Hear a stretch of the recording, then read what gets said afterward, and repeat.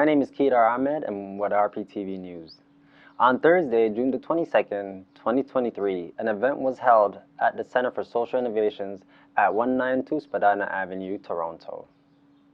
The purpose of the event was to bring together emerging leaders interested in civic action into a panel and a networking event.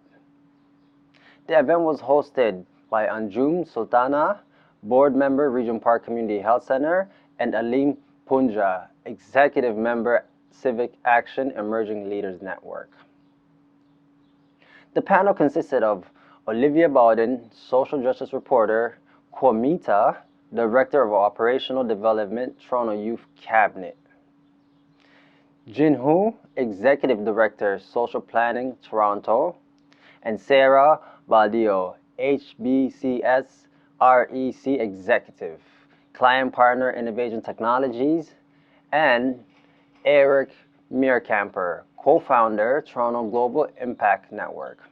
In Toronto, the political landscape has been shaped by the presence of conservative leaders like Premier Doug Ford and Mayor John Tory, whose policies have been perceived by more liberal-minded individuals as having stagnated key social concerns and more fundamentally eroded a trust in government. In response to these concerns, more liberal thinking and progressive individuals and organizations have been advocating for greater government intervention and the installation of more comprehensive and compassionate approach to the many challenges that Toronto now faces. As the event took place just before Toronto's mayoral elections, some of the commentary from the panelists was directed at what sort of values should the citizens of Toronto be looking in their new mayor. The key sponsors of the event was Regent Park Community Health Center. Now let's go to the event.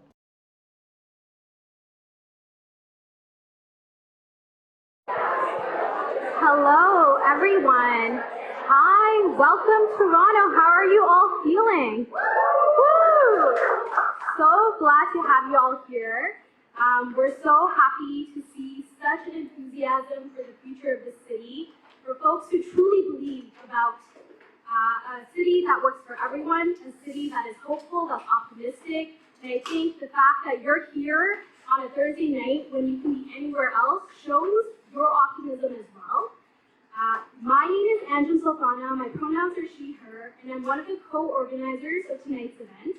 I wear many hats in the city, but today I'm speaking to you as a board member with one of the partner organizations for today's event, the Regent Park Community Health Center, a non-profit community-based organization dedicated to improving the health of Regent Park, the area and residents of the neighboring community over the last 50 years. So this year is a very special year for us, over 50 years here in the city.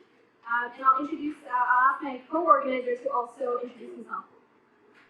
Hi everyone, so excited to see all of you here today. You could be outside on a patio and you've chosen to be here, so that's quite interesting.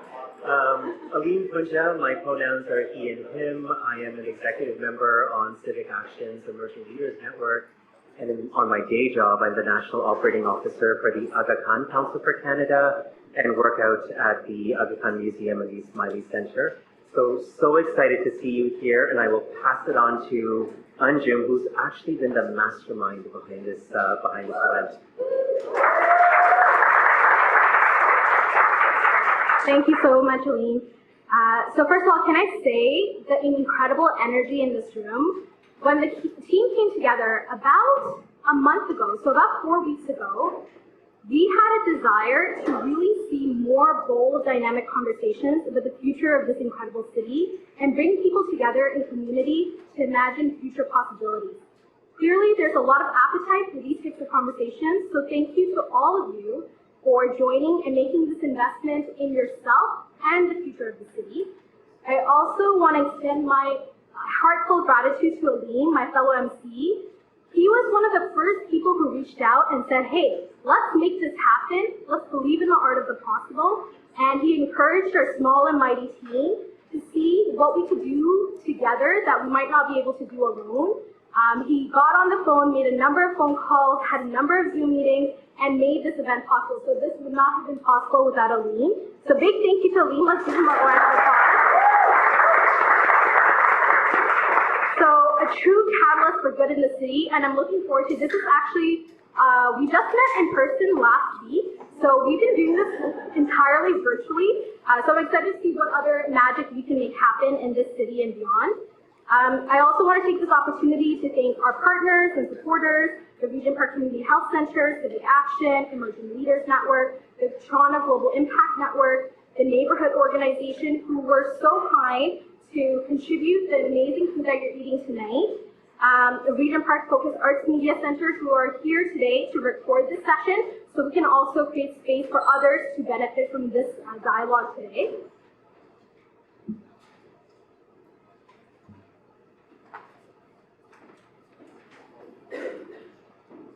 I also wanted to say we are also looking at how we can have events like this live streamed in the future. So if you are interested in these types of conversations, please do connect with us after, because we want to make more of these conversations accessible to all, even folks who cannot physically be here with us today.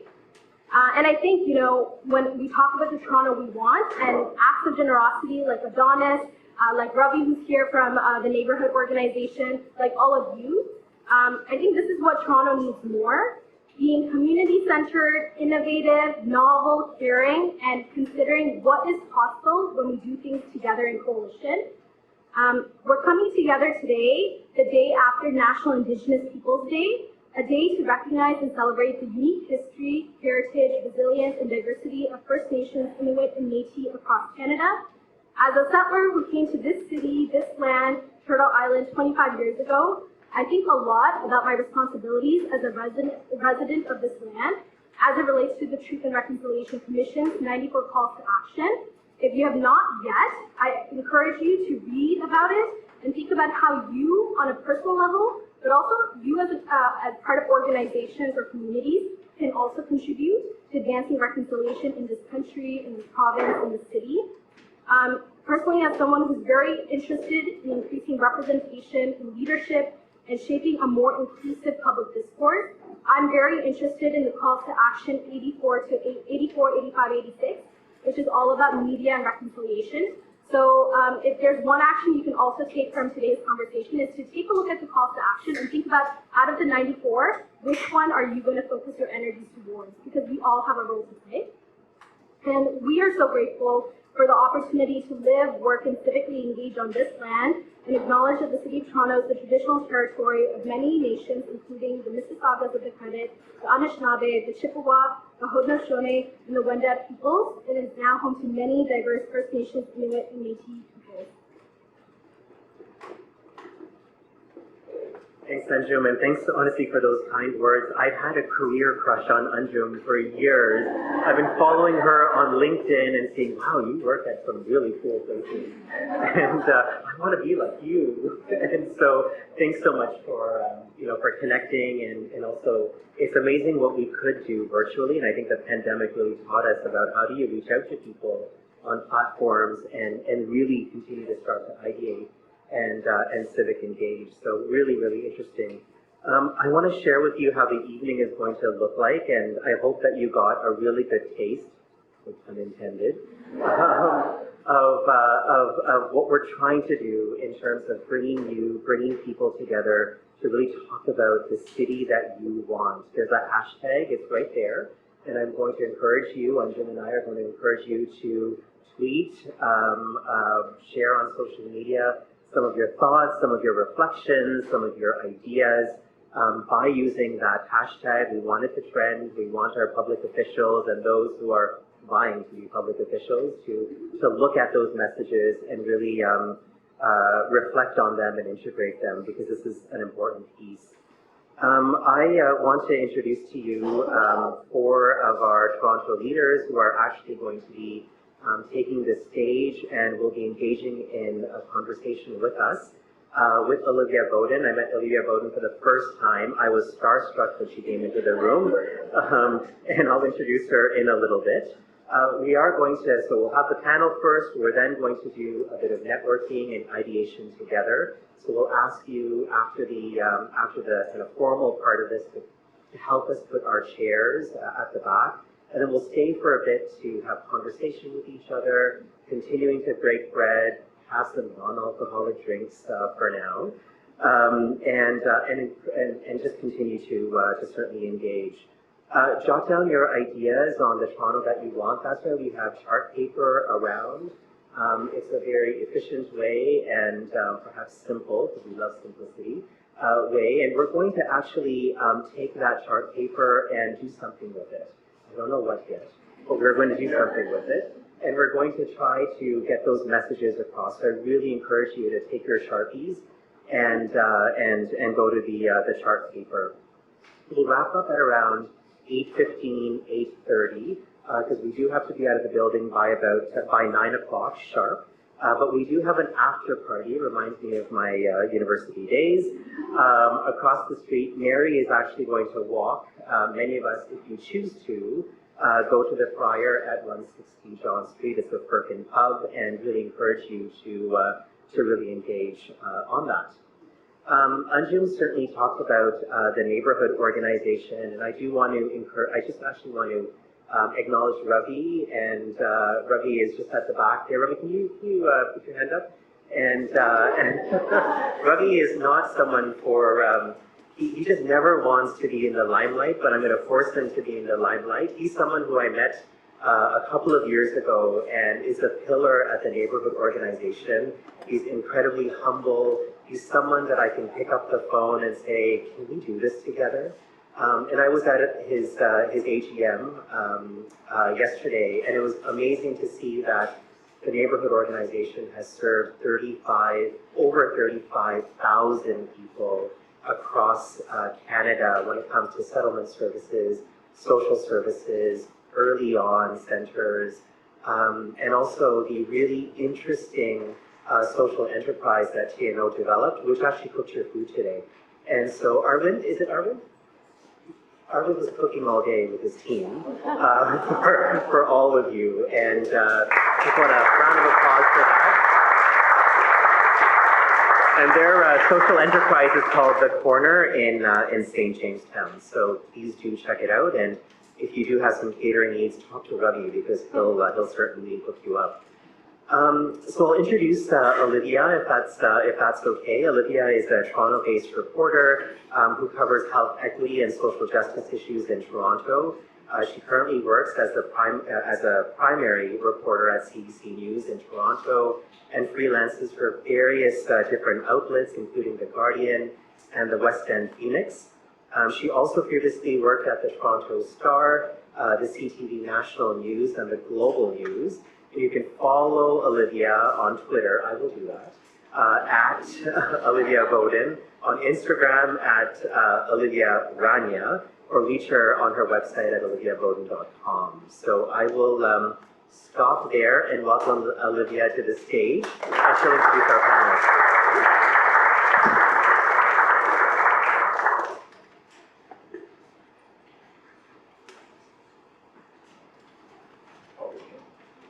Okay, amazing. So, I just want to say thanks to Anjum and Aleem for putting this together. It's just been so incredible to be a part of this. So I definitely want to get started and introduce our amazing panelists. So first, we have Kowmitha, and she is part of the Toronto Youth Council, which is huge, and she's part of various other groups that are central to youth mental health. So Kowmitha, please come up. Yes.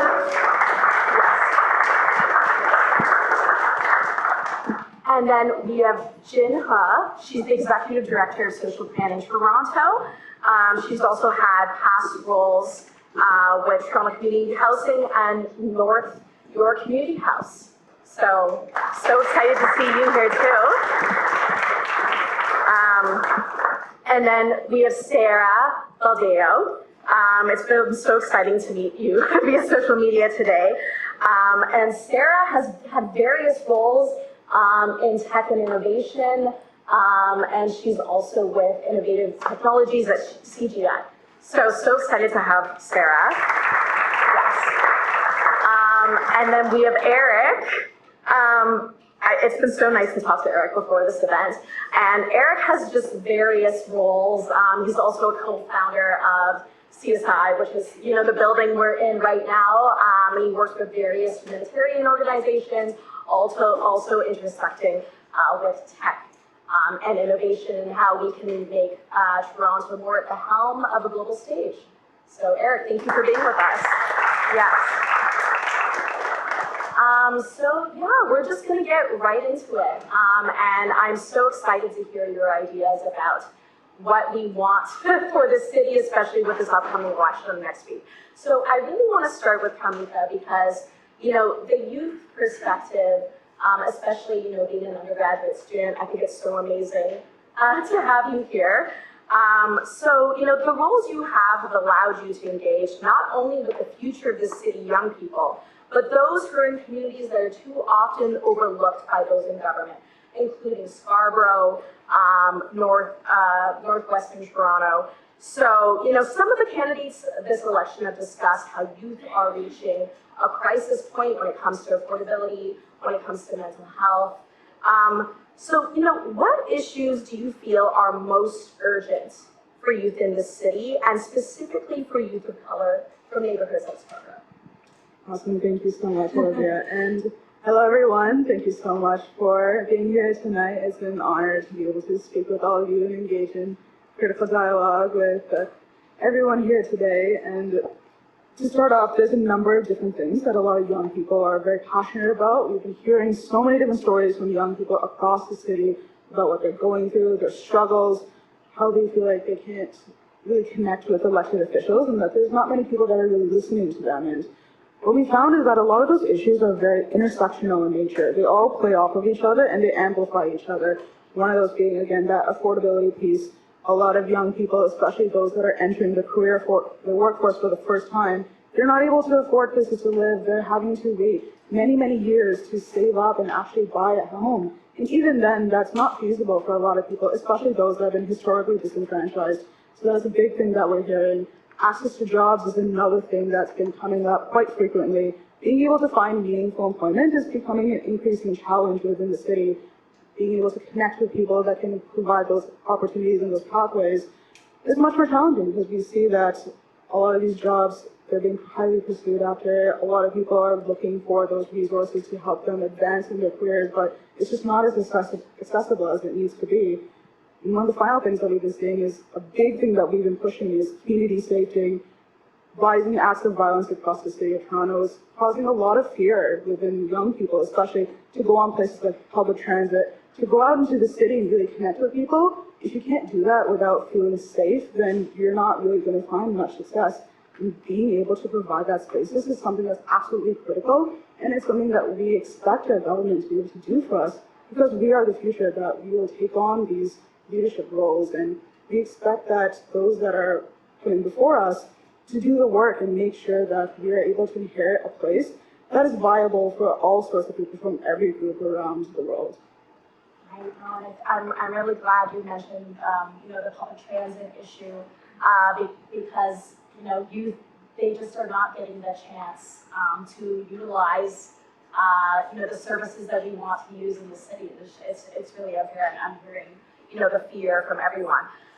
So I also specifically want to ask about youth of color, because I know you've done so much work with criminal organizations too in the city. And do you feel that our leaders are hearing youth of color on the issues that are important to them? To some degree, in some aspects, there is some feedback that we are getting that there is some listening, but overall, it's not enough. When you listen to what our elected representatives are saying and what we see them actually doing, it doesn't often align. The funding that we're seeing isn't enough to support the programming that we need. We have many communities that have neighborhood polices going around patrolling the streets, but there isn't any community hubs for these young people to access.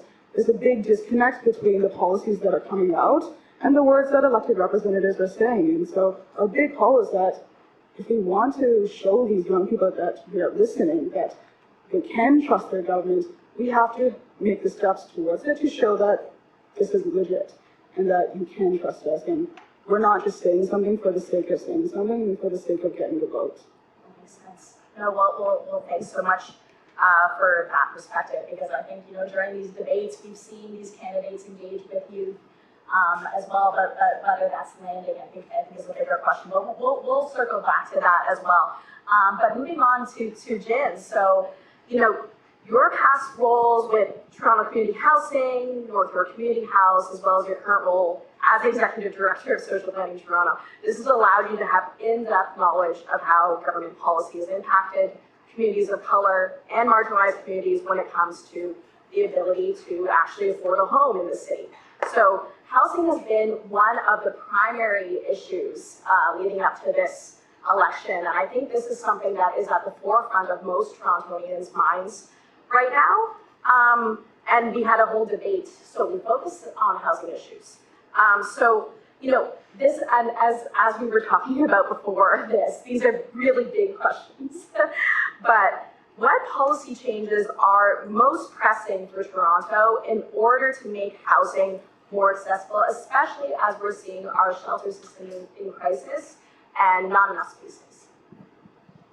Thanks for that, Olivia, and hello everyone. Nice to see you all. It still feels weird for me to be at in-person events, so I'm feeling a little weirded out right now. I'm used to having my laptop and my notes right in front of me, so forgive me if I do look at my notes. That's a great question and a big question, like we talked about, so I'm going to do my best to answer the question adequately and briefly.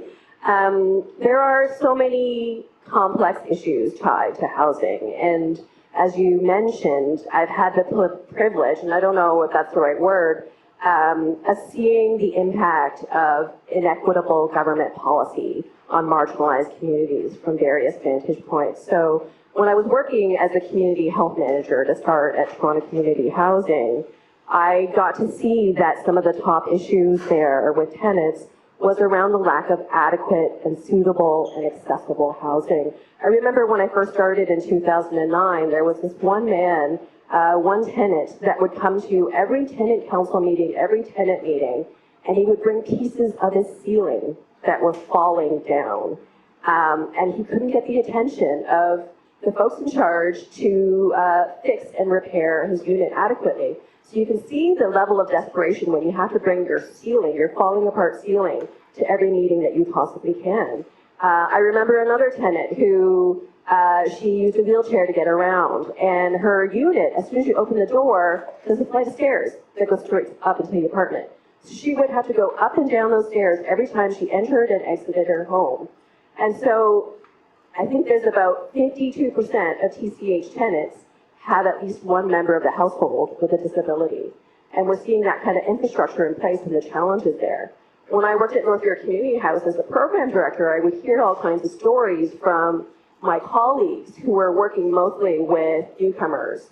And they would talk about the challenges, the horrific stories that racialized newcomers would experience, especially refugees and those without status, the level of racism and discrimination they would experience trying to access housing, access affordable housing, and even if they did get affordable housing, the level of lack of protection that they would experience trying to get their apartment repaired or being evicted and not having any protections to support them there. And now, as the Executive Director at Social Planning Toronto, I really have the privilege to see across systems, across neighborhoods, and across different kinds of issues, from looking at homelessness and understanding that on any given night there's 10,000 people who don't have a place to rest their heads, and that there's 85,000 people on the housing wait list that have to wait an average of 8 to 15 years to get adequate rent-geared to income housing, and all the challenges that renters experience in getting affordable housing. And so I've presented a pretty grim perspective on the housing crisis, and there's so much more I could say about that. But I actually do believe that there is change in the air, and change is possible. And I want to talk about, there's not enough time for me to talk about all the policy solutions that are needed. There are multiple crises related to housing alone. But I want to talk about 3 key areas where we need to see some significant change. And one is around the human right to housing. So the right to adequate housing. And that means that you can't forcibly remove people from their homes or destroy their homes, even if it is a temporary shelter in an encampment, in a park. you have a human right to that housing, and we need to hold the government accountable to that human right to housing. And the City of Toronto actually committed to a human right to housing, so we need to make sure that we hold them to account in their practice, and other levels of government as well. The other piece is we need to stop creating housing policy and assuming that we're going to build new affordable housing units if we just give developers, the ones who make the profit out of housing, and assume that they're thinking about the best interest of those struggling in the city and ensuring that there'll be affordable housing. No, we need government to get back in more fully to large-scale social housing, and we need nonprofits to play a bigger role. So that's really critical. And the other thing is related to, like the free market has never really protected those that are really struggling, and it's really been quite the opposite. And you look at market-based definitions of affordable housing, that really needs to shift. So some people say, what is affordable housing? It's 80% of the average rent. Well, 80% of $2,800. That's not affordable for most of us. That's ridiculous. Affordable rent should be defined by 30% of your income, regardless of how much income you make. So that's a critical piece. And the third piece I want to talk about is there are many, many policy solutions, short-term and long-term, but the critical piece is that it has to center and prioritize those most impacted by inequitable policies. And those are largely Indigenous, Black, racialized, disabled, two-spirit LGBTQ youth, and immigrants, newcomers. And so we need to center policy and prioritize policies that improve the lives of those that are most struggling. And so there's a mix of long-term and short-term solutions related to building more affordable housing and all the different ways that we can ensure that that happens, dealing with the revenue problem that the city's dealing with, addressing the fact that the province is meddling in our affairs way too much and taking away municipalities' ability to secure more funding for affordable housing. And then there's lots of short-term things we need to do around the fact that so many people are struggling with homelessness and don't have access to adequate housing, and that we're seeing more housing precarity and more people at risk of housing than ever before. So I have lots of ideas about those particular things, but maybe I'll stop now. No, I was going to say candidly that, you've given more tangible solutions in just a few minutes than anything I heard covering that housing debate. So, I wish all the Canadians were here to hear that, but thank you so much. And we will go back to those issues because those are really some of the most central issues this election. So thank you for sharing that. And then I'll move on to Sarah. So, you have a very unique experience within the private sector around tech and consulting. So Toronto prides itself on fueling this tech center and being a leader in innovation. We in the last decade, we've really attracted some top firms and international talent. It's not that that brain drain effect to the US. We're seeing US talent come here for this tech community. So, knowing that, the question is how do we nurture that? And this is another side to Toronto, beyond, the affordability issue. So how can Toronto continue to demonstrate its leadership, and, what municipal challenges have you seen around this? And I have also a big question, so. Thank you. Oh, is that on? We'll do a spot. Thank you. I think this one's Oh, okay, great. Thank you, Olivia. Thank you to all of you for spending your time with us instead of outside in the rare 2 months of summer that Toronto gets. And thank you to Civic Action and to Aleem, one of my fellow Civic Action executive members, and Sarah Luca was over there. There she is. Thank you very much to the organizers and to Civic Action and to all of you. So I think, Jim, when you were speaking, what really resonated with me is, as much as I have been a neuroscientist and still am, and a technologist, I was born in this city. I grew up in this city. I'm raising my 12-year-old in this city. And I've left the city, I've gone to the US, I've come back, I left, I come back, I keep coming back. So there must be something wonderful here, and I believe that there truly is a foundational beauty and wonder to our city. In my work, having been at Deloitte, having been at CGI, having been in, I was making a joke with my panelists, I think I might be the only private sector person, but I grew up in Rexdale.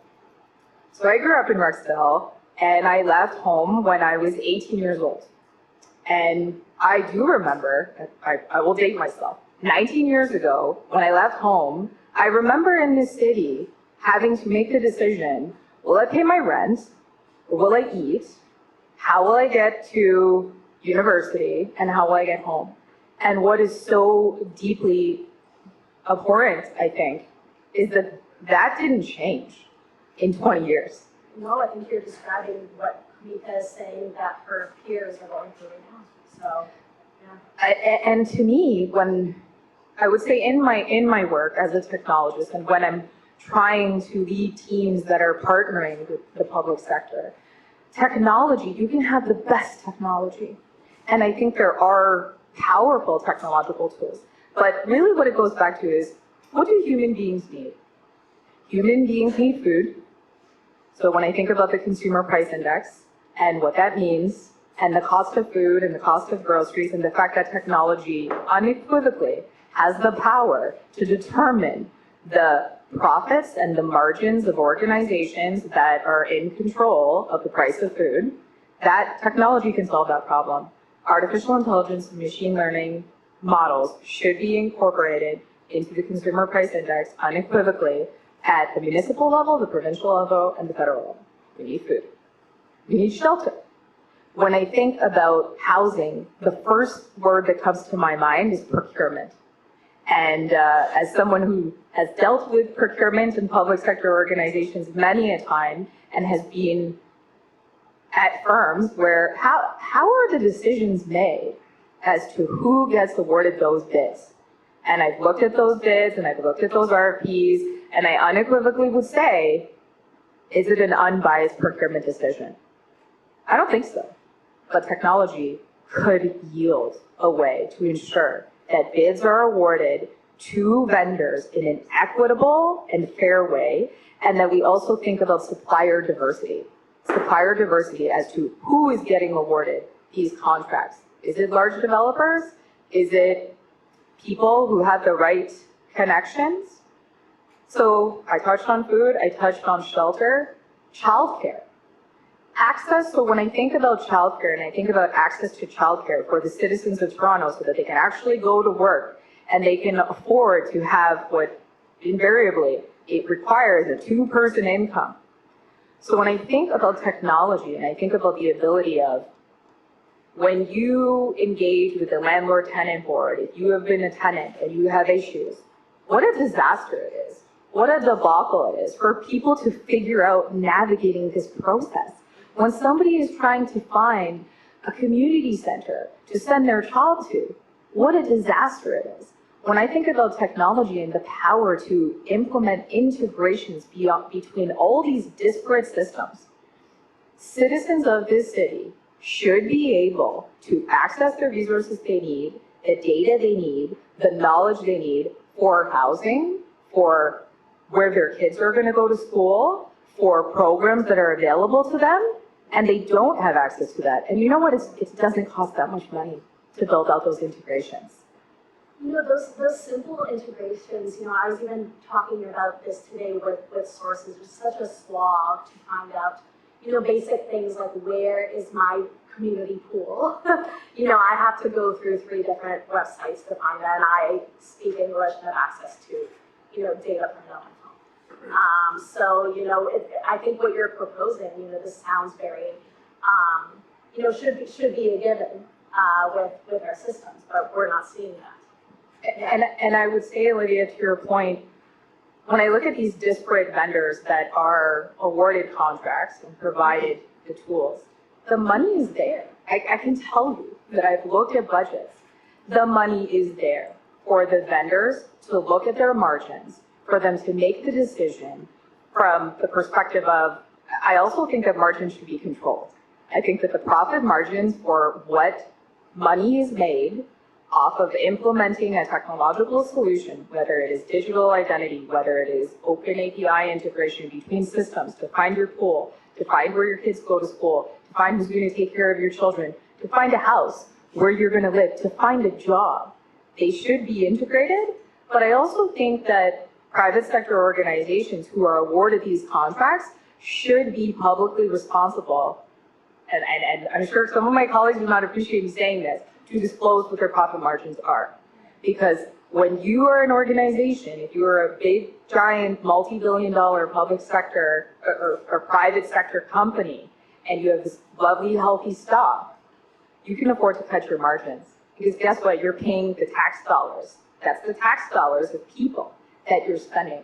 So when I think about technology, I would say, if we go back to the basics of people need food, people need shelter, people need to be able to afford to go to work, to be able to have access to childcare, it all comes down to how can citizens have one centralized system of record to access the resources they need?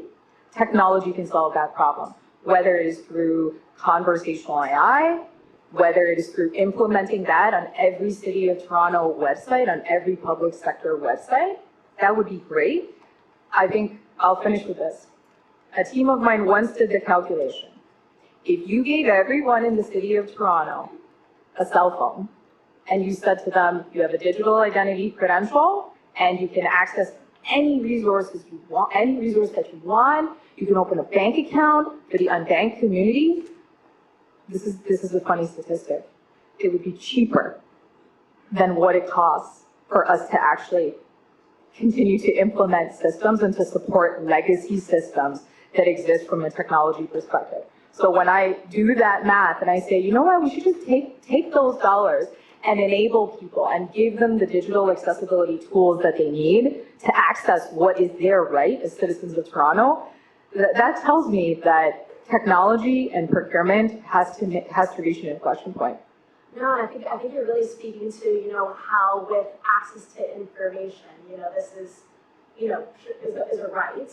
And, this is something that, as you're saying, streamlining these systems is actually more cost effective. It's just about political will to actually go through with this. And we will go back to this as well, because this is super interesting. And then, we're going to move on to Eric.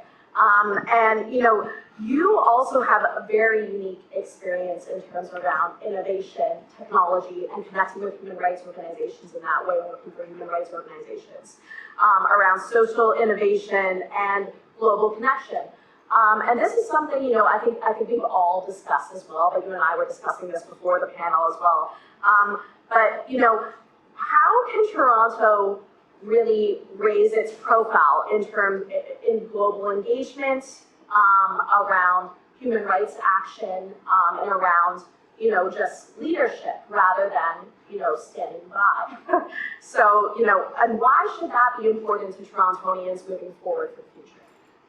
Yeah, great. Thank you very much. And I'd like to welcome everyone. Thanks for coming to the Center for Social Innovation. I think 19 years ago when we started this, really convening these types of events is really what we're hoping for, and bring together people in physical spaces to discuss. It might be something I'll talk about later as well, but just that real power of convening people, especially these days where, obviously over the last little while, that's been more and more difficult. So you think about, global, I always talk a little bit about global perspective, and we're talking about mayoral election right now. I said, how does that matter? And what's the global piece to this? And in the past, I think Toronto is really being protected in many ways from what's happened in the world, right? We've kind of lived under the shadow of the United States. We have sort of a certain background that we've done very well. And despite having a very multicultural and population, massive diaspora, we really focused mostly here. We haven't really reached out as much into the world as we think we probably could.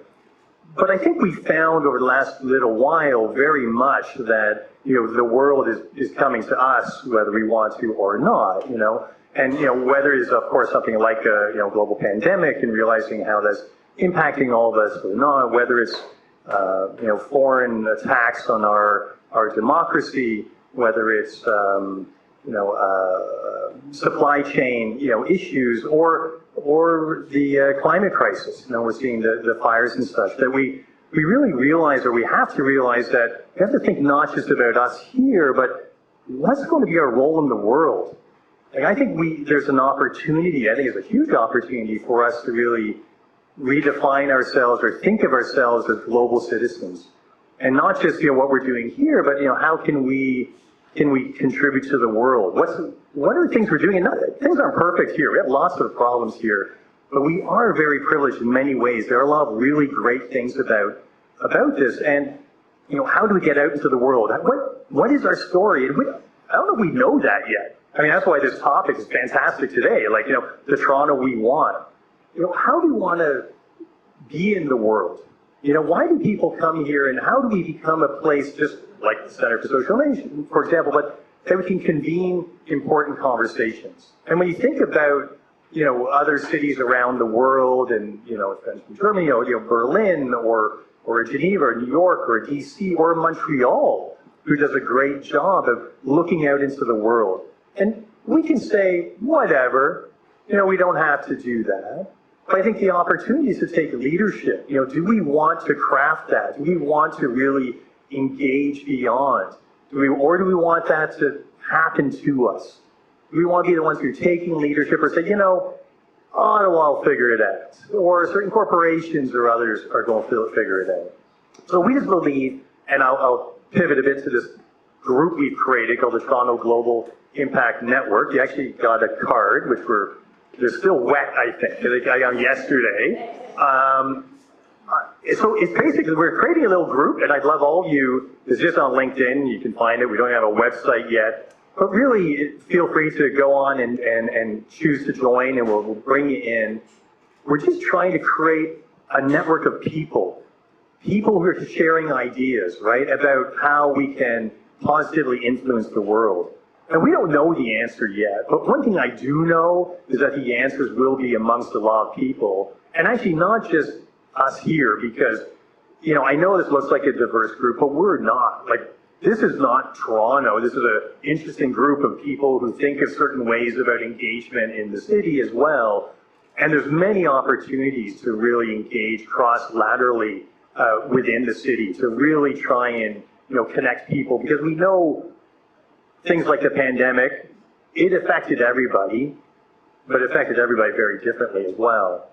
And so I just believe there's a huge opportunity. When we're thinking about Toronto, many different things we can do. But one thing I really think we haven't tapped into is really going out and welcoming the world around important issues. And whether they are, human rights things, which I've done, quite a bit of, and whether it be using technologies or our unique experiences that we've had, I just think we can do more. It's so easy, and there's different people who think. I was talking to Luigi Ferreira just this week at the Brookfield Sustainability Institute. He's the dean at George Brown University. Asking, why is this? Like, what is it about Toronto? We have people from all over the world, interesting people, and my parents came from Switzerland or whatever, and yet somehow are we coddled, or why don't we reach out there? He had thoughts about, some colonial background, and we get happy and we settle for less. I don't know if that's true or not. I don't know what the problem is necessarily, but I think it's going to become a problem if we really don't go out and engage in the world. I just think we need to take that leadership. So and I'll stop on that for now. I don't talk too much, but that's just again, I think, although we're looking at local things, we really have to keep thinking about how we play in the world. It has to be from economic development or other things as well. So. No, and I love the idea of, getting people together on a platform like LinkedIn and, having that expand to more conversations, because then you're getting, such a net of all types of different people from different fields and all of that. And that's where you really create, such interesting ideas. And, I do want to ask you more about, what, like an example of an innovative technology that, how can Toronto be at the helm of these types of technologies, especially engaging with leadership around human rights? I know that's also, really general. No, it's great. Yeah. I mean, there's tons of stuff. I mean, for the size city, like, there's tons of amazing, interesting technologies. For example, right here in this building, there's the, who I work along with, Digital Public Square, who are part of the Monk School of Global Affairs, do amazing work on using different technology platforms to engage on issues related from genocide to other things. And, Citizen Lab, there's a lot of great stuff. But what we don't necessarily have is the connective tissue or the platforms to bring people together to talk about this. There are other countries, or other cities, I should say, that do more naturally. I think the first phase, and that's why we're really thinking about kind of creating a network, just getting people together. There's so much we have, I just think, untapped resources. We have amazing educational institutions. We have amazing talented people. We have this massive, I don't know how many languages probably in this room people speak. And if you think of our diaspora and connections we would have, it's incredible. And I think the first part is just really creating those opportunities to interact, physically and otherwise. And we'll figure it out. But we have to prioritize it. We have to decide that we want to be, global citizens. We want to decide that we're going to have that impact. And I think it can happen. I'm very optimistic in that way. But I think we just have to start, forcing ourselves to think of it differently.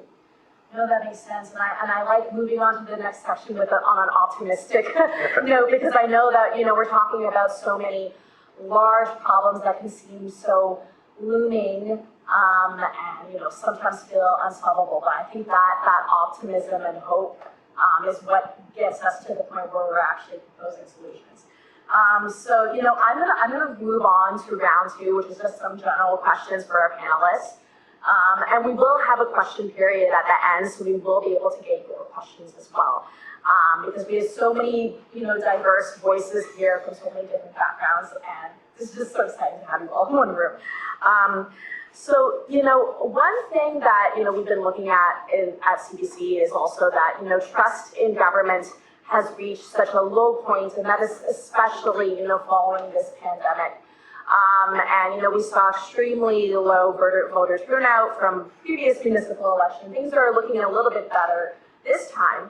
But with that in mind, what are three key leadership competencies you want to see in our next mayor? And I want to start with you because I think in terms of future planning, this hearing from you is really important. So. Well, there's a number of things that me personally, I know that a lot of my colleagues would like to see from our next mayor, especially our next person that's probably going to be leading City Hall for a number of years. And one of the big key things is empathy. Being able to actually go out and the communities that you're engaging with, when you go out and you go to these different events and you talk to people and you hear their stories, be able to have the emotional intelligence to understand where they're coming from, why they're going through what they're going through, what is behind it, and be able to actually act on that requires a load of empathy that I think that a lot of politicians nowadays don't really mention anymore.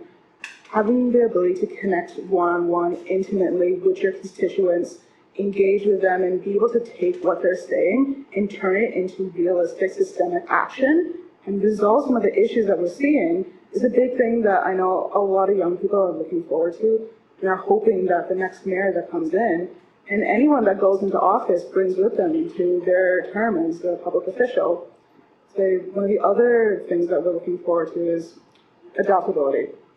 Because places like Toronto is constantly changing, it's ever evolving, and being in a state of dogma is not something that we need. We need a leader that's able to move with the times, that's able to look at what's going on in the world, especially when you take in issues like climate change, with global events affecting the economy, gas prices going up, food prices going up, being able to look at that and make quick decisions on what to do that can resolve those issues in an equitable manner and not stay in a state where we're just keeping things status quo. We really want someone that's able to make those moves and someone that's able to adapt quickly to as the needs of the city changes. I'll say the last thing, and something that's going to be a big thing, is just an openness to community. Because when we talk about elected officials, and I know I was talking about this with a couple of colleagues a few weeks ago, oftentimes what we see in public office is that the longer a person is in office, it seems like the more disconnected that they become to the needs of the people. Because when you get into these different places in life, and you go to these different offices, you become more removed from the places that you came from and those backgrounds that you had grown up in, and being able to actually return to your roots, remember them and carry that with you, have that inform the work that you do, and be able to continue that forward and make sure that you recognize that it's not just you that put you in this office. It's everyone that brought you up, from your parents to their parents to your grandparents and their ancestors, that brought you here to Toronto, and then all the community members, your friends, your colleagues, your mentors, your advisors, your guides that really advise you and help you, put you on this path to the office that you're now occupying. All of them are now looking towards you to make sure that you can do that for the next upcoming generation. So those are some of the qualities that we're looking forward to. Obviously, there's innumerable amounts of things that we would like to see our next mayor come in with. But I think those top three is something that we're very passionate about, and we're looking forward to seeing in the next upcoming election who can embody that. Wow, no, I honestly, I really wish the Toronto Youth Cabinet was just in charge. If you want to run last minute, I'm supposed to be impartial, but I'm, and I think, the point on empathy, that is not something I've heard in the discussions, but it's such a powerful word. And you're describing someone who's behaving like a human being, and treating people in turn with that, and keeping that in mind. So, wow, no, amazing. But, feel free to jump in. I don't know, Jay, if you want to. Yes. Sure. So some of the competencies that I would really like to see in the next mayor is, first of all, collaboration and a deep, deep commitment to the rule of the people and democracy, and caring about listening to people and understanding that our solutions lie in everybody working together, that no strong mayor has all the answers, and that it's bringing the diverse perspectives together and really counting on our democratic and civic engagement processes to hear about what the solutions are for the city and working collectively together to solve that. The other thing is deep listening skills. And I took, a number of years ago when I was working at Toronto Community Housing, I took this amazing conflict mediation and negotiation course. And I learned that, I learned that listening takes real skill and practice. And you see so often that politicians don't have that skill in listening. They think that they already have the answers, or they send city staff out to consult and over-consult with communities. They hear what you have to say, but they already know that they can't do the things that you want to do, and then they don't report back to you about why they didn't do those things. So first of all, they didn't listen, and secondly, they didn't come back and be accountable to you and be transparent about how they made those decisions.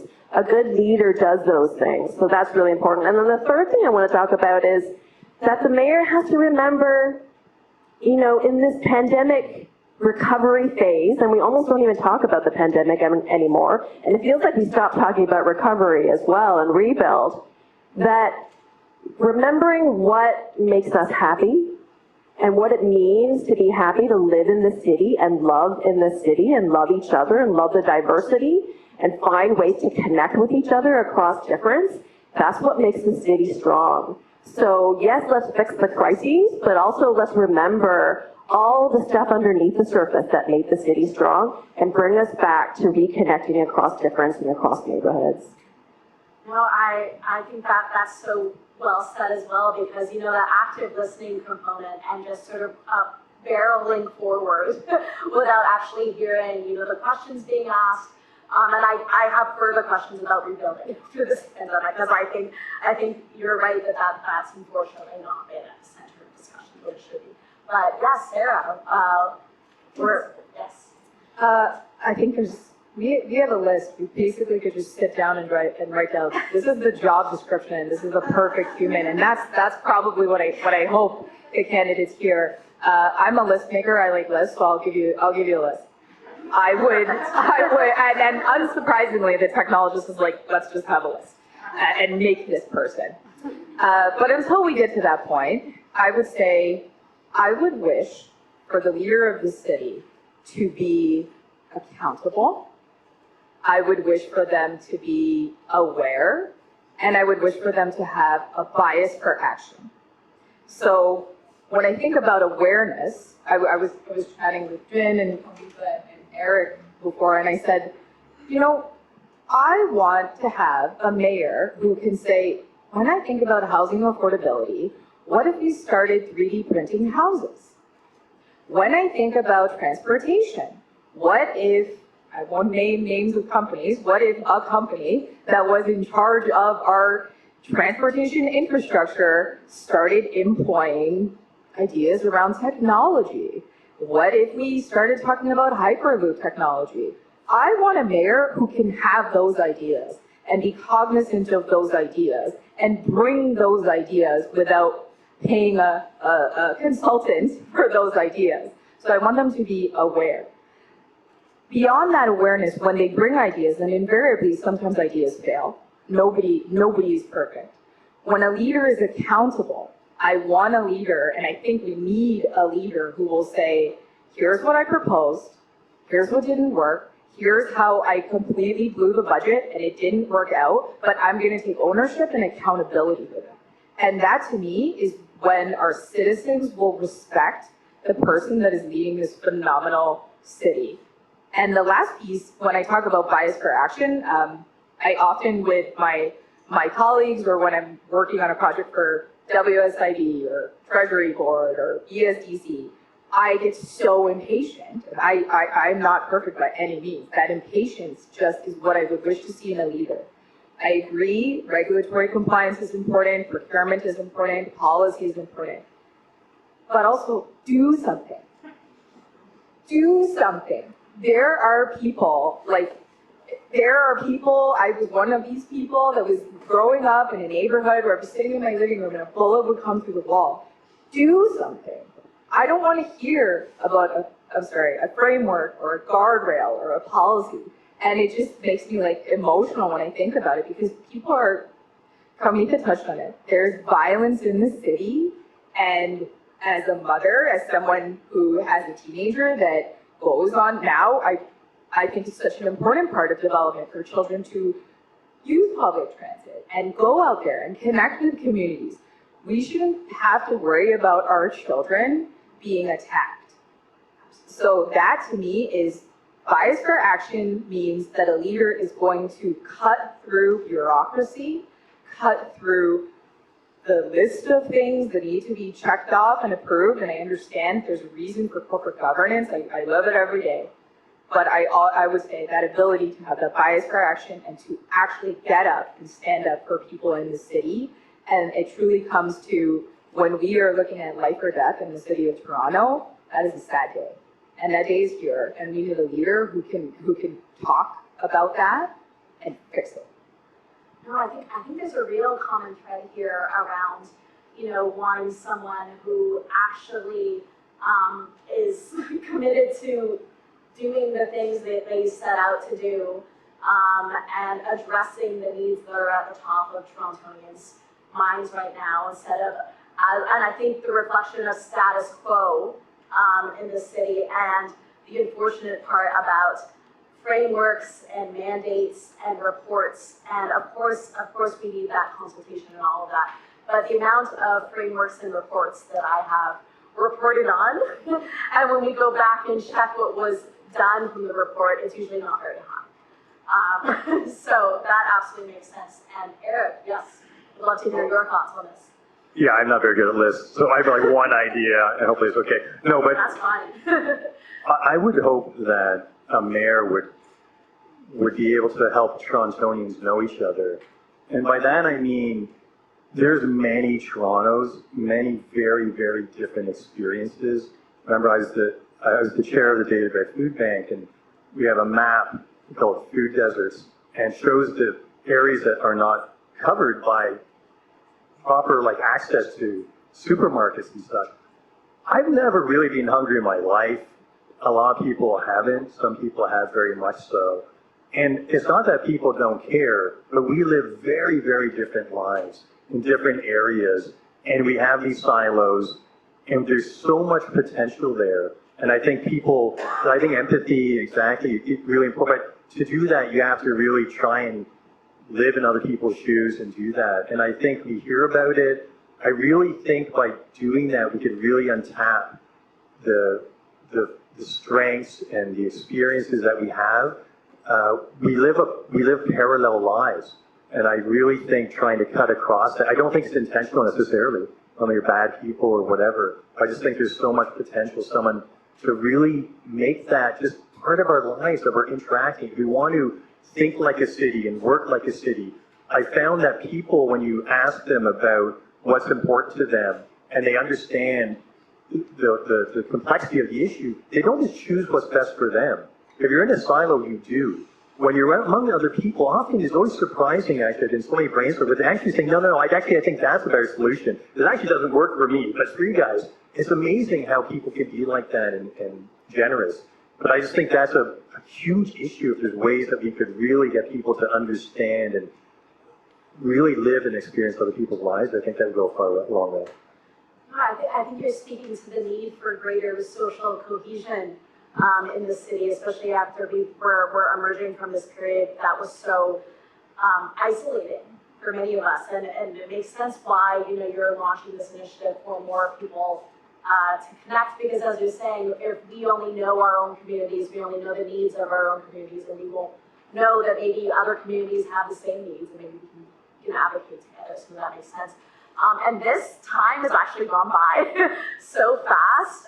So I want to actually move on to audience questions. And having these 4 here is such a big deal. So yes, if you want to, we'll give you a mic. Yeah. Yes. Thanks, Eric. Thank you. All right. So everybody spoke really beautifully and inspiringly about the Toronto we want. Jin, you mentioned something that I think might keep me up tonight, to be honest. And I think it has to do with, you said something like, I'm paraphrasing, you said like the province is getting in our way or something like that. And that makes me think of, in 2018, Doug Ford effectively watered down representation overnight by cutting wards in half. He intervened in the ranked ballot experimentation across select Ontario municipalities. And that's not even mentioning all of the sort of controversies with, the green belt and whatnot. And I'm just thinking, when it comes to advocacy and activism, we're very good at being issue specific and issue driven. But maybe the next iteration of our advocacy could be about municipal rights, right? Like we're creatures of the province. We're not constitutionally protected. We don't have many sort of financial tools at our disposal. But Toronto is such a consequential city, and we have all these different important policy decisions. Maybe, we can resemble our global counterparts like the Parises and the Londons and the Berlins and actually be a real government, because the concept of municipal governments in Canada are kind of a farce. Anyway, I'm just ranting now, but what do you think? What's your name? What's your name? PJ? Yes. You should be up here. You know your stuff. Absolutely, I agree with you. I mean, a big piece of organizing that we need to do is around how the province and Doug Ford, who's trying to still be the mayor of Toronto, even though he did not win, is taking over powers of Toronto. Absolutely, municipalities are the future of the province and really have no rights. And a big part of the reason that we're in the crises that we are is because cities like Toronto don't have the ability to secure the revenue that they need to pay for housing, affordable housing programs, and other critical, affordable transit, other critical infrastructure. There's also been some critical decisions that the mayor and city council have made that could have made it better, but made it worse over the last decade or so. But also, because of all the changes, the recent changes in particular that the province have made, the same legislation that had the Greenbelt issue, Bill 23, also took away cities' ability to collect development charges. And that's a huge piece of funding that municipalities use to pay for affordable housing. That's gone. Now, Doug Ford has promised to make Toronto whole from the lost revenue, but we have yet to see evidence that that's actually going to happen. So I think if we end up with a different kind of mayor, with a mayor who's aligned with supporting those who are struggling most and prioritizing equity and justice in the city, then maybe we spend a little bit less time organizing around what's happening municipally and organize with the city and focus on the provincial levels and try to change the City of Toronto Act, try to make some changes in terms of the powers that the City of Toronto has around revenue generation. Use the powers we have and then look at things like, progressive taxes that charge the rich, take money from the rich and redistribute to the poor. So it could be like different kinds of land transfer taxes or property taxes or sales tax that has a rebate for those who are low income. So I think there's a number of things that we need to do, and absolutely we should stay connected and organize around that. Yes, no, go ahead. No, great answer. I love your question, by the way. Yes. I'm studying political science in school right now. My professors are sick and tired of my questions about governance and the levels and how it's all broken down. But Canada's in a very interesting position because we are an asymmetrical federalist country, with Quebec having more power than the other provinces. And it's very interesting because at the time of the Confederation, in every constitution that was written and drafted up, the cities were never considered. You won't even get into how the Indigenous communities were completely ignored when those divisions of powers were created. And a big part of it, and what we need to see happening going forward, and hopefully with this election will happen, is greater civic engagement, because it's a back and forth relationship with government and the people. When government acts, the people respond. And when government does not act, the people respond to that as well. And I encourage everyone that to see change within your local municipalities, get involved with your ridings. Every riding has riding associations that go for all levels of government. You can get involved in the city councilor's office, because through those channels, you can engage with policy conventions that directly influences the offices that are making these laws and that are taking advantage of the constitutional powers that are involved, that are available to them. Uses of the notwithstanding clause is something that we shouldn't be seeing taking place. The Greenbelt is sacred land, and it's been that way for many years, and it's important that those bits of land are protected.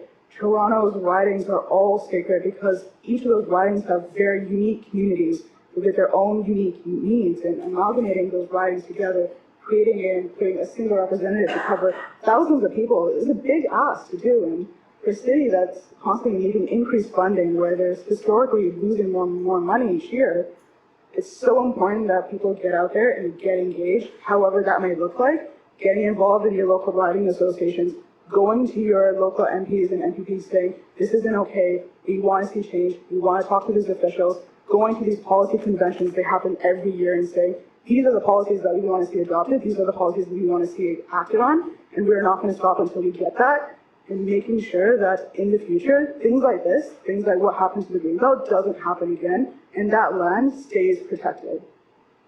No, and I think from both of you, Jen, saying that City of Toronto Act, this needs to be addressed immediately, that's a tangible thing that can be addressed right away. And Kowmitha, encouraging people to be empowered to know when, maybe there's a perversion of the Constitution happening. That's really important. So, no, such a great question. And yes, Sarah Obernover. Yes, this gentleman right here. Hello, thank you all for an excellent panel. So to start off, this is a disclaimer. I can't be predisposed to cynicism. This is a bit of a Also, do you want to stand up? Oh, if you're okay with that? Sure, no problem. Okay. Just so, yes. Thank you. So I tend to be predisposed to cynicism, but the pandemic put it on steroids because we have a bunch of crises, and for me, the one that comes to mind the most is the affordability crisis.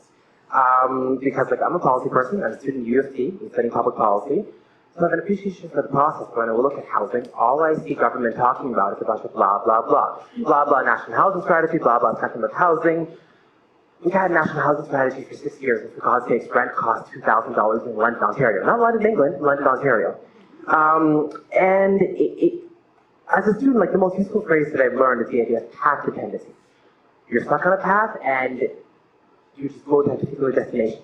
And it feels like the GTA in Toronto is kind of on a set of path dependency to turn into San Francisco, which is a place where, public policy fact I'm never going to forget, $100,000 is the poverty line.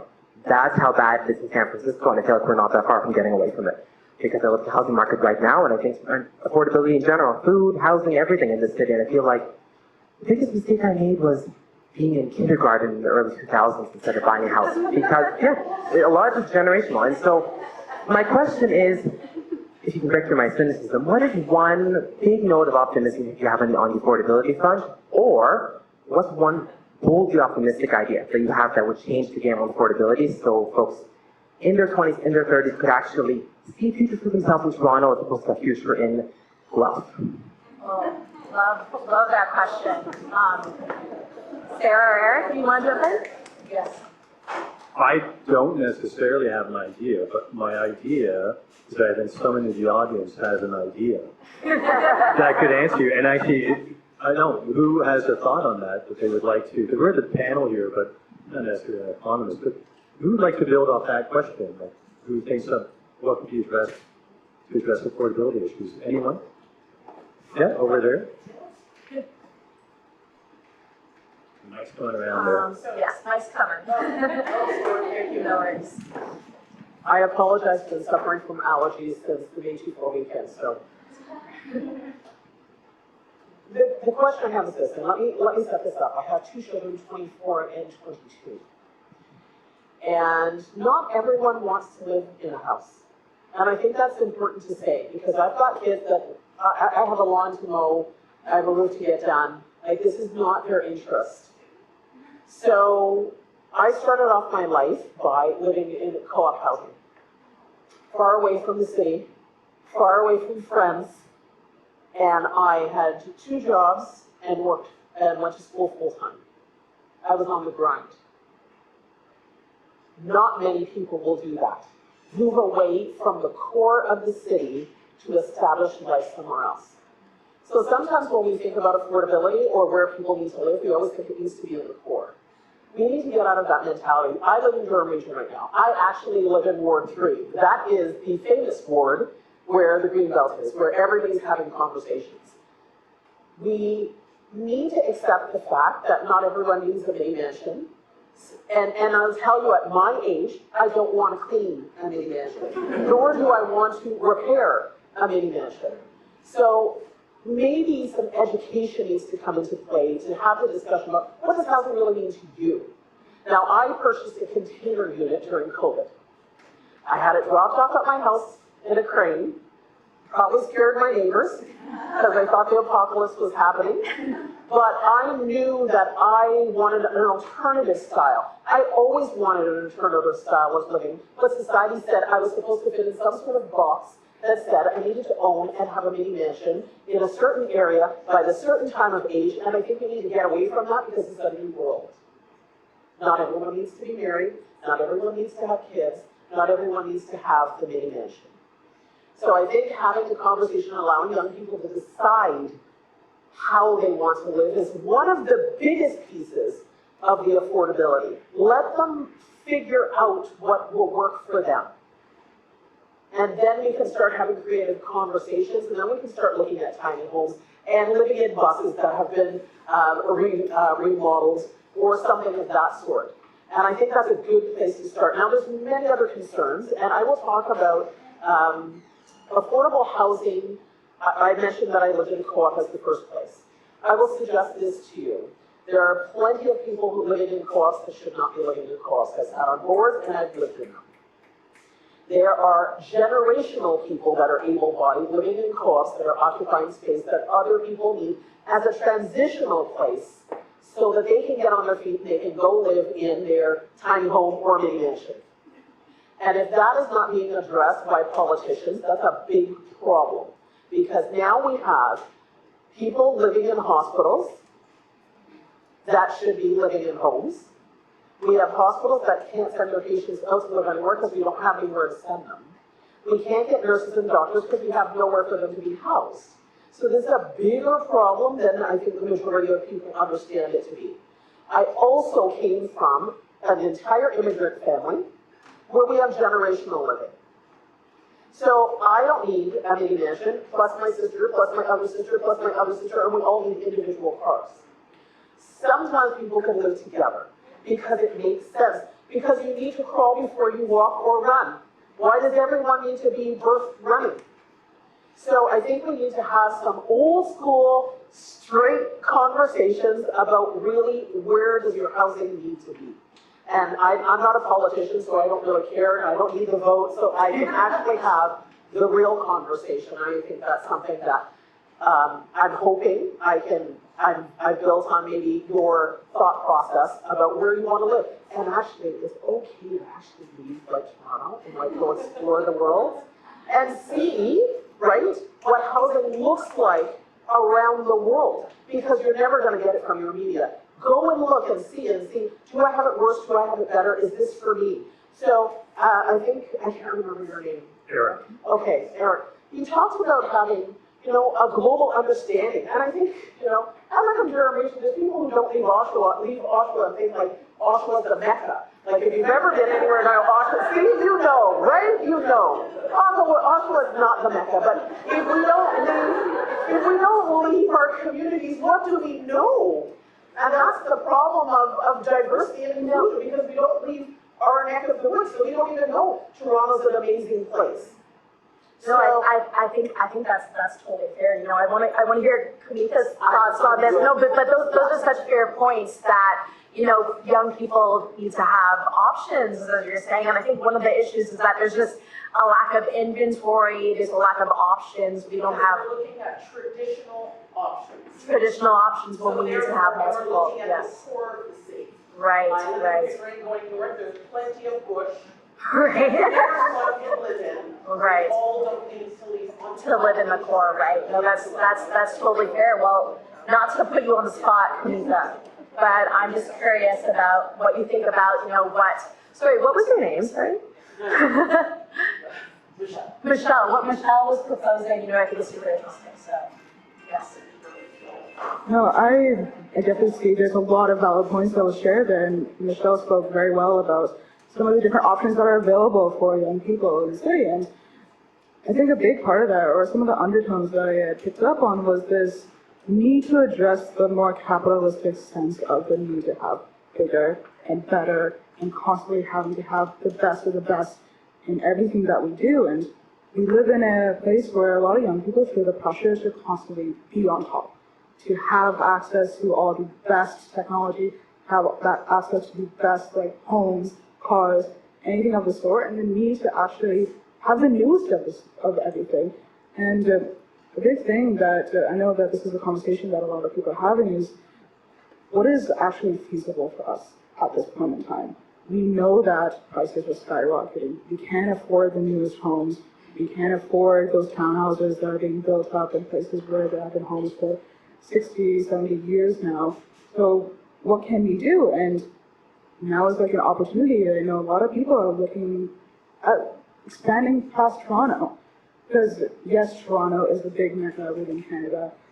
They say that if you have the GTA 905, you can pretty much guarantee who's the next Prime Minister of Canada. But Canada is a huge nation. There's many places that are available, and there are also many opportunities. That's not to say that if you can't afford something here, you should go somewhere else. That's absolutely not the case, and that shouldn't be the message that's put out there. But it's thinking about what's going on and realizing that some of the policy demands that we've all been asking for, they're not going to come overnight. And we need to work together on those solutions to address the housing crisis within Toronto, whether it be looking at what are the empty homes in the city right now, why is it empty?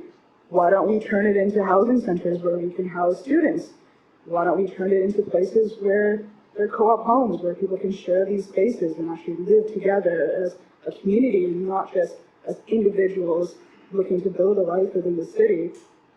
We need to take a look at what we have, how we can turn it into modern solutions, and not how we can take advantage of more and more resources like the Greenbelt land or whatever other pieces of land out there that's supposed to be protected, and really make that into something that's accommodating for everyone. Right, and I think, the thing is that, we need, if young people want to leave, that's totally up to them. But, we need young people here to make this city better. And, this is where a lot of opportunities are, whether we like it or not.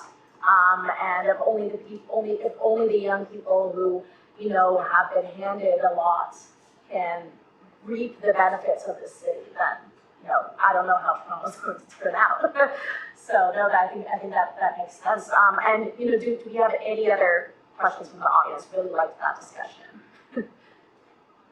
Yes, you, sir. Oh, we will, yes, the mic's coming. Hi. Thank you so much. Could you give us your name, by the way, just to Charles. ask Michelle? Charles. Yes. Yes. Thank you so much for your thoughts. I've been thinking about a couple of things lately, and one of it is climate catastrophe. We have seen it's now tangible, the air that we're breathing. We all sort of knew this was coming, but I'm starting to realize that facts don't always equate to action, right? And I know you were saying, Sarah, that we need a mayor who's biased towards action. But reality is that, with climate catastrophe and a couple of other things, I feel as though there may be a place for empathy, particularly empathy through art in policymaking, because oftentimes we know what the facts are, but people would go against even some of their best interests. We started during the pandemic, even though we knew that the vaccine was safe, proven time and time again, but because as humans we are emotional creatures, we just ignore the evidence. So I'm curious, do you all think there's any role for arts in policy making? And what would that look like? How can we really move beyond just facts, but be able to tap into, the human soul and perhaps, find a place for collaboration and connection that could then lead to this action that we all want? No, that's an important question about investment in those areas. Yes, Isabella. You said your name is Charles? Yes. I love what you said because I think most people, I'll tell you, when my parents came from Jamaica here, they told me, you can't be an artist, you have to be a doctor, you gotta be a lawyer, you gotta be an engineer. That's what you need to do. Go to school, get a job, make this amount of money, and I think, as Michelle was saying, this is the way. This is what you need to do. When you talk about art, I think what's so powerful about what you said is, and Eric, you touched on this a bit, if you look at other cities and the place that artistic communities and art provides for people to come together. If you go to London and you see the presence of art and what that means from an expression perspective, and I think if I take it a step further, what you're somewhat talking about is neurodivergent learning and neurodivergent ways of finding solutions.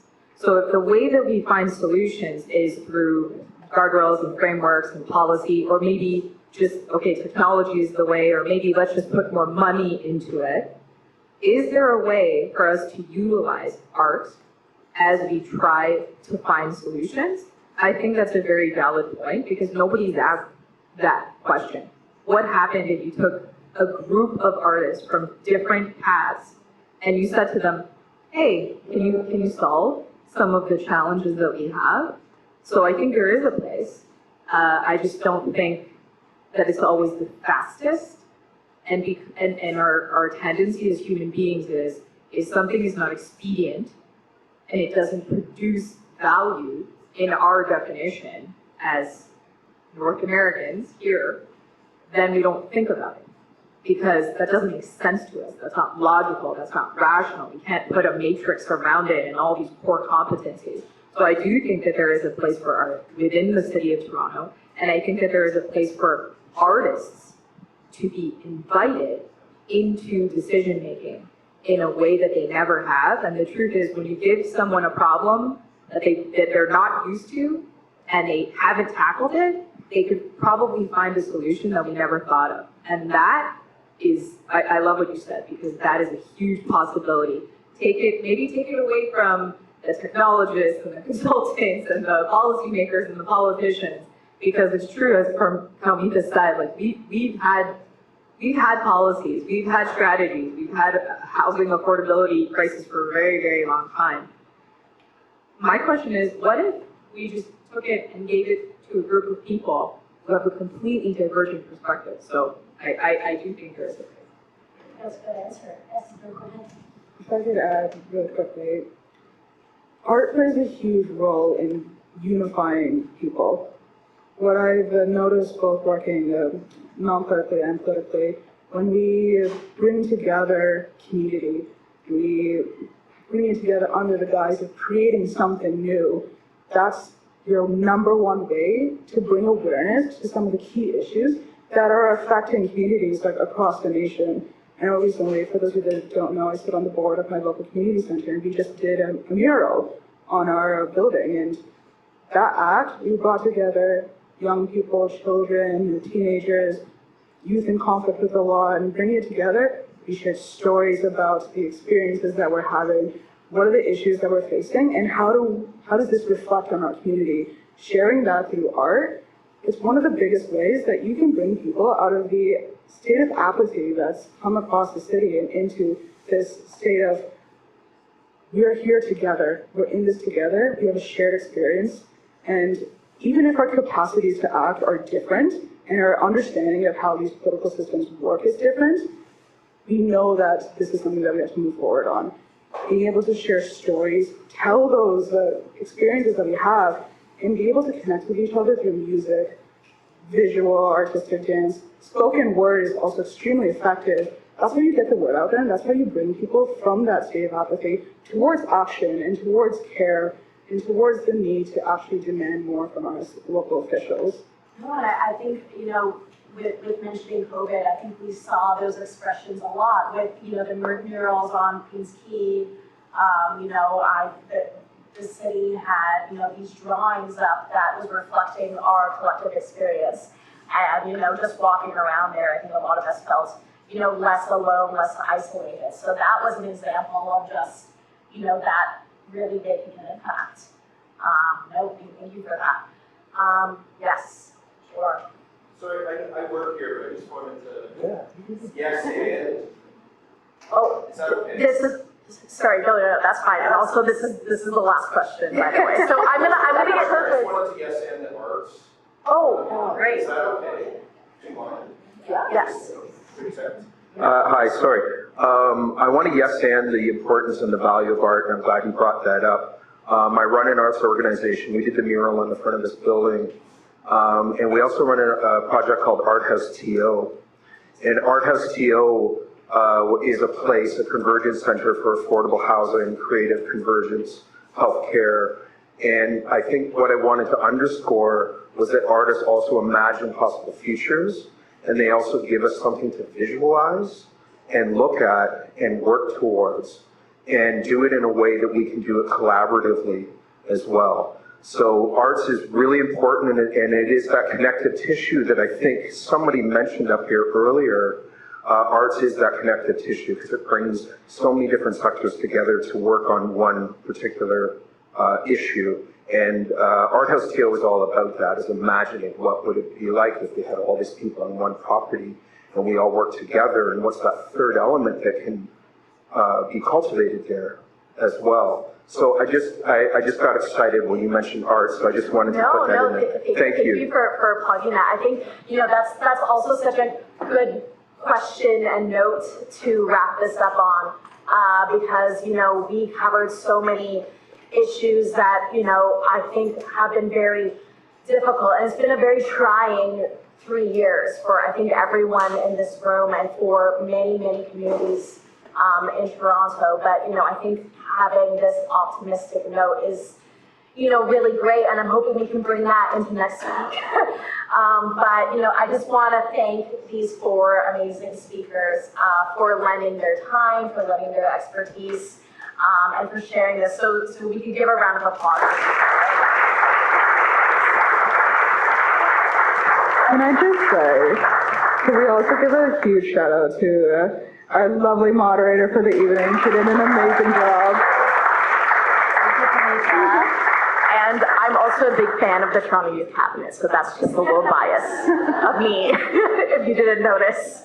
But we're going to have time for networking and discussion, so if you have more questions, for the panelists. I'm sure they would be free to do that. Yes. Just one shameless plug is I am expecting my phone to blow up with everyone trying to sign up for the Toronto Global Impact Network. Just look it up on LinkedIn. If you can't find it, you probably should be part of the network. Anyway, but I'm sure you can. No, seriously, it would be great. Just the invitation, like for that, and really get out there. I think so much about just our democracy is what it is, but what we can do right now is just how engaged we get at local level. So thanks again for having us here. And Please do. another round of applause. Thank you for Anjum and Aleem for just, putting this all together. It's been so great. Thank you so much.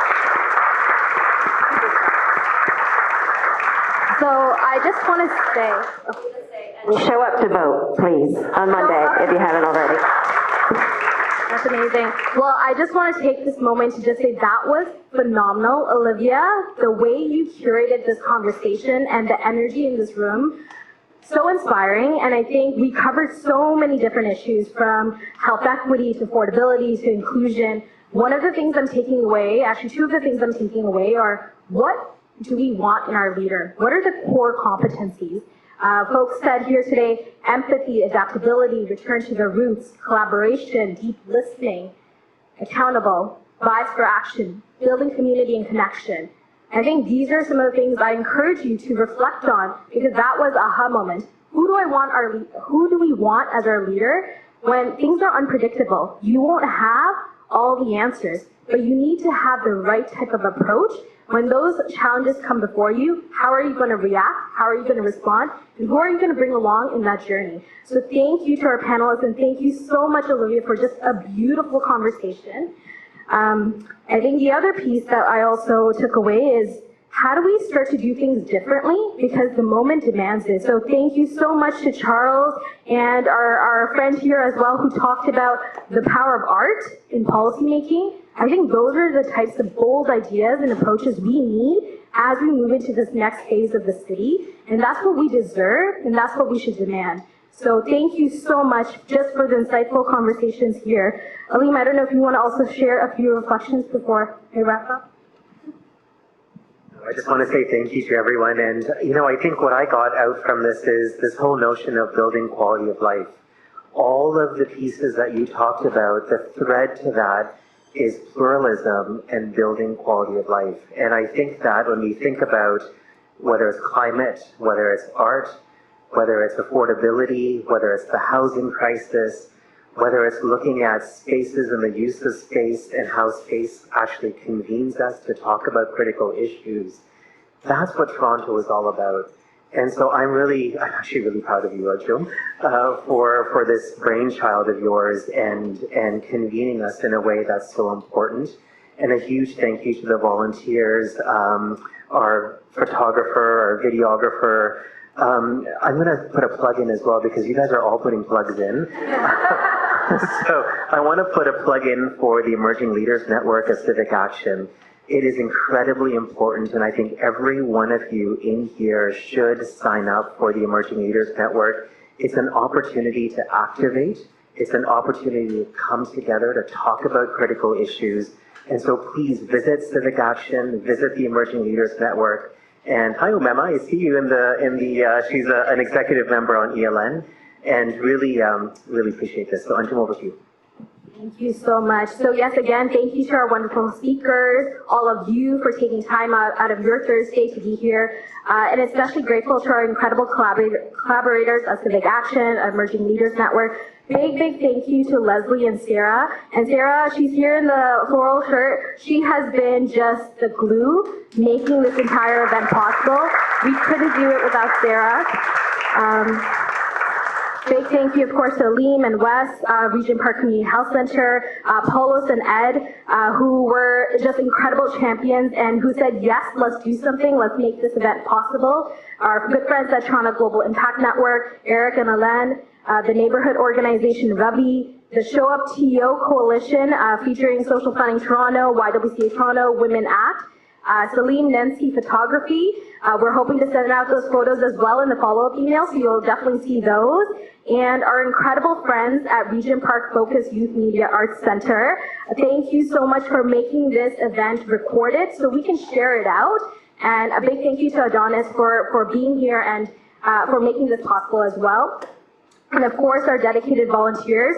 Things like this don't happen overnight. It's because of folks who say, you know what, we deserve to see something like this appear, and I'm going to put in time and energy. So big thank you to Nara, Jean, Lance, Mary, Ramina, Rebecca, and Simarpreet.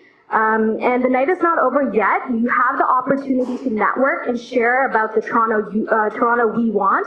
So there's going to be post-it notes. You'll have the opportunity to put your ideas down. There's so many already that were shared. And what we're going to do is actually write this up as a report, send it out to all of you, hopefully by the end of the month, and also send it to the next mayor so they know the conversation we had. And then also, we will see how we can help this feed into Civic Action's upcoming summit in October, October 13th. So be sure to stay tuned for that as well so we can continue to build on these conversations. So we'll be here till about 8:30. The lovely Mary is going to guide us to the next after-event party at the Firkin Pub on 160 John Street. So if you would like to come with us, you can meet us at the front here, and we'll all go together as a group, or you can join us later. So with that, thank you, enjoy your evening, and let's make Toronto be the Toronto we want. Thank you.